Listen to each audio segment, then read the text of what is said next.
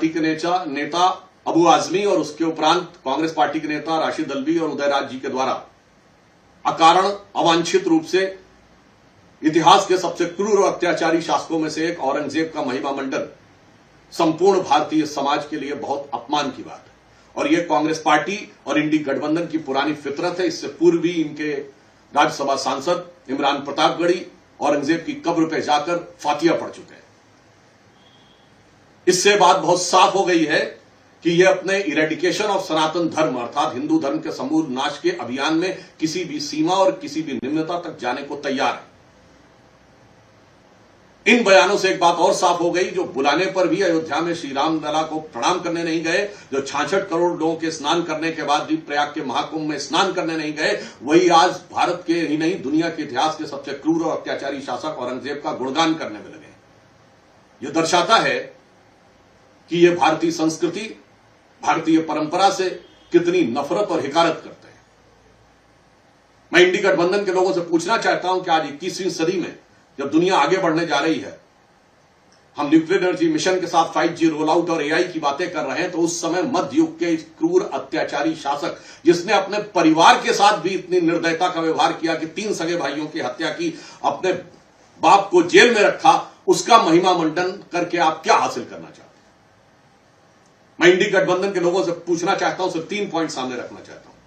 जिस औरंगजेब के बारे में उसके शाही फरमानों का डिटेल लिखा हुआ है, मसीरे आलमगीरी, ट्रांसलेशन बाय यदुनाथ सरकार, पेज नंबर 80 से 100 के बीच में पढ़िए कि 6 अप्रैल 1669 को उसने आदेश किया कैसे भारत के इन मंदिरों को तोड़ दिया जाए, और फिर 2 सितंबर 69 को उसके आदेश का पालन किए का ऑर्डर अवेलेबल है। उसके बाद 1670 में किस ढंग से मूर्तियों को तोड़कर कहां किया जाए, फिर किस ढंग से उसने उदयपुर में मूर्तियों को तोड़ना, सारा विस्तार अवेलेबल है। ऐसे शासक का महिमा मंडन आज के समय में क्यों? और उससे अधिक दुख की बात यह है कि इस प्रकार का महिमा मंडन करके आप छत्रपति शिवाजी महाराज की परंपरा और छत्रपति संभाजी महाराज के बलिदान का इतना क्रूरतापूर्ण मजाक उड़ाने का प्रयास नहीं कर रहे हैं, जिनके लिए छत्रपति शिवाजी महाराज के राजकवि भूषण ने औरंगजेब के अत्याचार से दुखी होकर लिखा था कि कुंभकर्ण असुर अवतारी औरंगजेब काशी और प्रयाग में दुहाई फेरी रब की,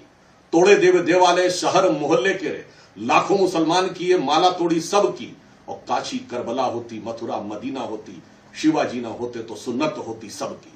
पूछ रहा हूं ये उसका अपमान है कि नहीं? तीसरी बात मैं पूछना चाहता हूं कि जिसने अपने सगे 3 भाइयों शुजा, मुराद और दारा का कत्ल किया, जिसने अपने सगे बड़े भाई दारा शिकोह का सर काटकर थाली में सजाकर जेल में बंद अपने बाप शाहजहां के पास भेजा, जिसने अपने बाप को जेल में बूंद बूंद पानी के लिए तरसाया। मैं तीसरा पॉइंट कोट कर रहा हूं और मैं जवाब चाहता हूं इंडी गठबंधन वालों से कि जब शाहजहां को पानी एक्स्ट्रा देने से मना कर दिया था औरंगजेब ने, तो दुखी होकर शाहजहां ने फारसी में एक शेर लिखा था, ए पिसर तू अजम मुसलमानी, ए पितरे जिंदा आब तरसानी, अर्थात तू अजम मुसलमान है जो जिंदा बाप को पानी के लिए तरसा रहा है। आफरीन बाप हिंदुआन सदबार, ए देहिंद पिदरा मुर्दवान दायम आग, अर्थात तू जिंदा बाप को पानी के लिए तरसा रहा। तुझसे अच्छे तो ये काफिर हिंदू हैं जो पितृपक्ष में अपने मरे हुए पूर्वजों को भी पानी देते हैं। जिसके बाप ने उसके लिए लिखा, जिसके भाइयों के साथ ये हुआ, जिसने अपनी प्रजा के साथ ये किया, जिसने देश के साथ ये किया, अगर इसके बाद भी कोई इन लोगों को महिमा मंडन करना चाहता है, जिसने सिख गुरुओं के ऊपर क्या क्या अत्याचार नहीं किए, उन मुगलों का महिमा मंडन, जिन्होंने राणा प्रताप महाराणा प्रताप के साथ साथ राजा सूरजमल जाट के साथ क्या क्या नहीं किया,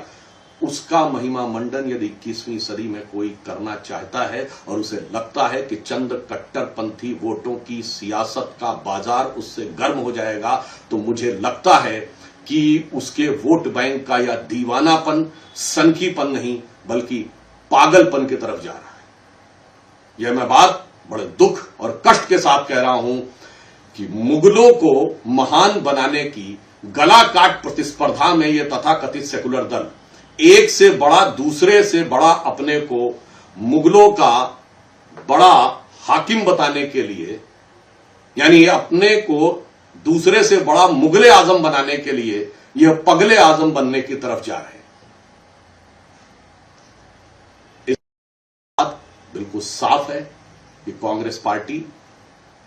आज के समय में, मैं उनसे एक सवाल और पूछना चाहता हूं, आज के भारत का रिलेवेंस क्या है? समाजवादी पार्टी और कांग्रेस से मैं पूछना चाहता हूं कि वह औरंगजेब जिसकी वंश परंपरा बाबर से शुरू होती है, जिसकी मां मंगोल और बाप उज्बेक था, आज की डेट में भारत से उसका क्या संबंध है और क्यों नफरत के बीज आप यहां बोना चाह रहे हैं? और इससे साफ हो गया कि कांग्रेस पार्टी और इंडी गठबंधन के लोग, जिन्होंने वैश्विक स्तर पर डिसमेंटलिंग ग्लोबल हिंदुत्व और भारत में इरेडिकेशन ऑफ सनातन धर्म और हिंदू धर्म को HIV, कोरोना वायरस जैसे शब्द कहे, जो शायद औरंगजेब ने भी अपने जमाने में नहीं कहे होंगे, उससे बड़ा अपने को हिंदू विरोधी साबित करने की गला काट प्रतिस्पर्धा में लगे हैं। कर्नाटक की कांग्रेस सरकार को लेकर एक बहुत